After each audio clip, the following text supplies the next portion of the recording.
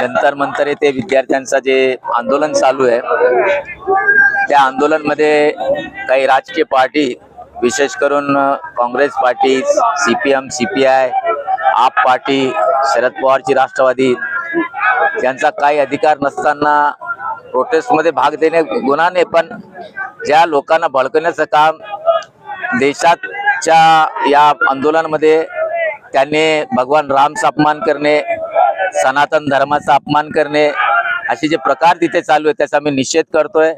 आणि काल सन्मान्य नरेंद्र मोदी यांच्या निवासस्थानमध्ये आपल्या राहुल गांधी असेल, प्रियंका गांधी असेल या लोकांनी जे ॲजिटेशन केले, म्हणजे जे वाक्य त्यांना पार्लमेंटमध्ये बोलला पाहिजे ते तिथं न बोलता बाहेर त्यांनी आंदोलन केले, त्याचा निषेध म्हणून आम्ही एक सांसद त्याच्या कार्यालयासमोर आम्ही निषेध मोर्चा करतोय।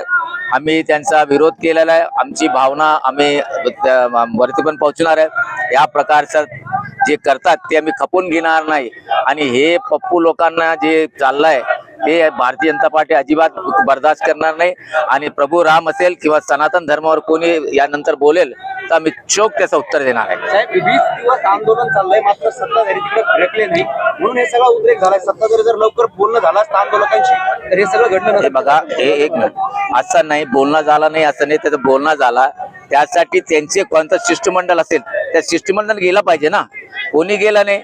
ते दह्या म्हणून त्यांचा एक प्रवक्ता होता, इथं पोरा उपोषणाला बसले आणि तो दह्या शॉपिंग सेंटरवर फिरत होता, त्याला अकलपट्टी झाली। म्हणजे यांचा संबंध आंदोलनाशी काय नाही, फक्त लोकांची दिशाभूल करणे। आणि कमिटी बसली ना, लोक सस्पेंड झाले ना, तुम्हाला माहित आहे का पेपर लीक नंतर किती लोक 13 लोकांना अटक केले आणि त्यांच्यावर गंभीर स्वरूपाचे गुन्हे दाखल झालेले।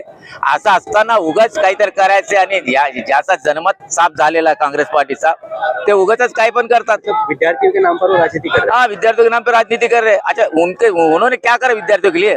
भाई आपको संसद में बैठने का जगह दिया ना, संसद में आपकी संख्या है ना, आप बोलो ना संसद के अंदर। आप संसद में बोलते नहीं, संसद के बाहर बोलते नहीं और जाके पंतप्रधान के घर पडते, इसका हम निषेध करते सब। त्यांचं म्हणणं सरकार संसदेत चर्चा करत नाही। तुम्ही आजच बघा, मी तुमच्या टीव्ही माध्यमातून बघितलं, आपले जे ओम बिर्ला जी आहेत त्यांनी स्पष्ट सांगितलं की मी तुम्हाला वाटेल तेवढा वेळ देणार, राज्यसभा आणि लोकसभा त्यांनी वेळ दे, पण हे बोलायला तयार आहे। त्याला हंगामा करायचे, स्टुडंटचं नाव आणि दहशत निर्माण करणे, वातावरण खराब करणे हेच काम करतात ते लोक। कल्याणकाळेला आपण आज आंदोलन करणार म्हणलं तर कल्याणकाळे पळून गेले। भारतीय जनता पार्टी महानगराच्या वतीनं या ठिकाणी निषेध आंदोलन करण्यात आलेलं आहे। या आंदोलनामध्ये जालन्याचे माजी आमदार कैलाजी गोरंट्याल आणि आमच्या महापालिकेच्या महापौर वंदनाताई मगरे आणि भारतीय जनता पार्टीचे सर्व नगरसेवक, सर्व पदाधिकारी मोठ्या संख्येनं या ठिकाणी उभे आहेत। आणि आज सकाळी जसा प्रदेशानं आम्हाला कार्यक्रम दिला, आम्ही लगेच पोलीस स्टेशनला कळवलं की अशा प्रकारचे धरणं आंदोलन आम्ही या ठिकाणी करणार आहे।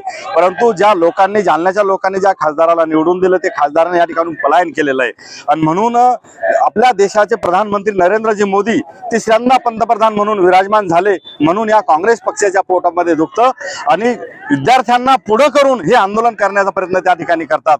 लोकशाही मार्गाने जर त्यांनी आंदोलन केलं तर निश्चितपणे आम्ही त्याचं स्वागत करू, परंतु प्रधानमंत्र्याच्या घरासमोर जाऊन या लोकांनी त्या ठिकाणी घोषणाबाजी आणि अवैध शब्द वापरून ते आंदोलन केलं, त्या आंदोलनाचा आम्ही या ठिकाणी निषेध करतो।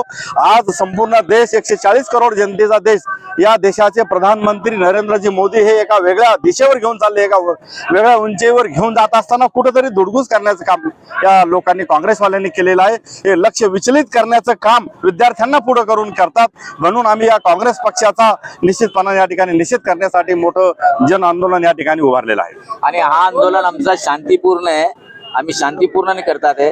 आमचं आंदोलन जेव्हा यांना माहित पडलं सन्मानित खासदार तिथून पळूनच गेले, तसंही ते काही बोलत नाही आणि काही करत नाही, त्यांचा मी निषेध करतो। 4 वर्ष उलटून गेले, आतापर्यंत त्यांनी जालना शहरासाठी 1 रुपयाची निधी आणलेली नाही आणि मी माझ्यापेक्षा जे मागे ओरडतात ना त्यांना विचारा की ती निधी कोणत्या कार्यकर्त्याला भेटला। माझ्या मतदारसंघामध्ये तिथं संगीता गोरेट्याला तिथं त्याने 30 लाख रुपये दिले, तो ना एकाकडून 20% घेऊन दिले। या कार्यकर्त्याने 1 रुपयाचं काम दिलेलं नाही, विचारा याला 10 रुपयाचं काम दिलेलं का कोणा। अपघातानं खासदार झाले आणि म्हणून लोकांना ते भेटत नाही. तुमच्यामध्ये दम असेल तर 2029 मध्ये जी निवडणूक होईल तो येऊन उभा जालना राहा. लोकसभा तर निवडून तू फक्त निवडून घे. दाखवतो तुम्हाला, तुला 3 लाख पेक्षा मताने जास्त 3 लाख लीड. पेक्षा जास्तच्या लीडने भारतीय जनता पार्टीचा उमेदवार निवडून येईल. चॅलेंज आहे तो उभा राहणार नाही. तुम्हाला आज लिहून घेतो, आजच पलायन तुम्ही केलेलं लिहून आहे. घ्या की येणारे 2029 मध्ये कल्याण काळे इथं उभा राहणार नाही. हे भविष्यवाणी मी करून दिले तुम्हाला. चला धन्यवाद.